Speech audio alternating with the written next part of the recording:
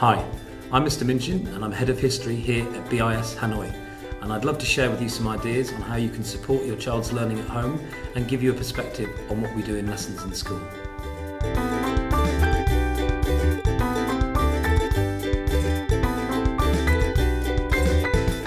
The great thing about the curriculum here is the amount of choice and flexibility that we have. There's no prescribed topics or periods of history that we have to cover. So we've chosen the most exciting and relevant topics for the students at BIS Hanoi.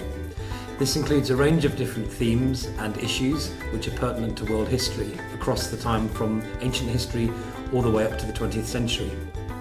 We take a chronological approach, teaching ancient and medieval history in Year 7, modern world history up to the 19th century in Year 8, and 20th century history in Year 9.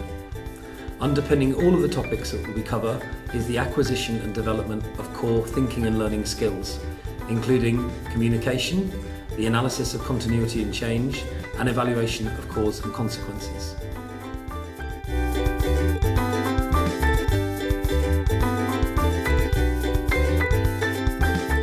Of course, the acquisition and development of an accurate understanding of the past is fundamentally important to the study of history.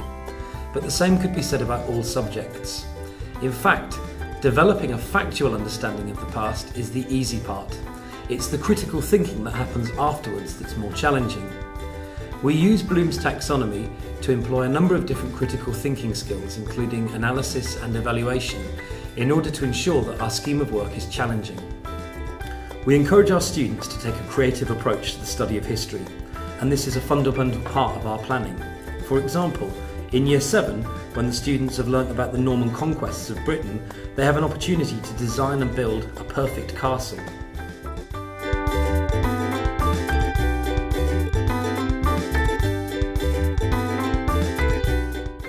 Well, first of all, we do use textbooks with our students at Key Stage 3, 4 and 5. But we like to encourage our students to be active inquirers and to do their own research. In today's digital age, there are so many resources available online, including YouTube, the Discovery Channel, the History Channel, and of course online encyclopedias. Part of being a good historian is about doing your own research and being judicious about the sources that you use to find evidence. There's also an assumption with textbooks that once you've learned everything in the textbook, you automatically become a great student of history. However, we really want to encourage our students to be broad-minded and open-minded to different interpretations and perspectives.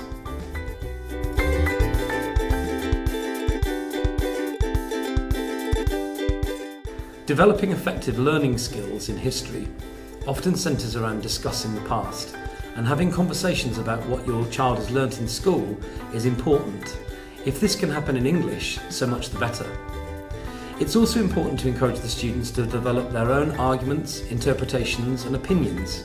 So when you talk about the topics that they've studied at home, don't just look for the right answers, but try to explore the past from a range of different perspectives.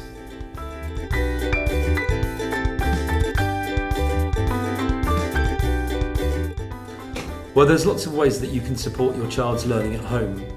This could start with a discussion of your family history, or indeed the history of our city, Hanoi.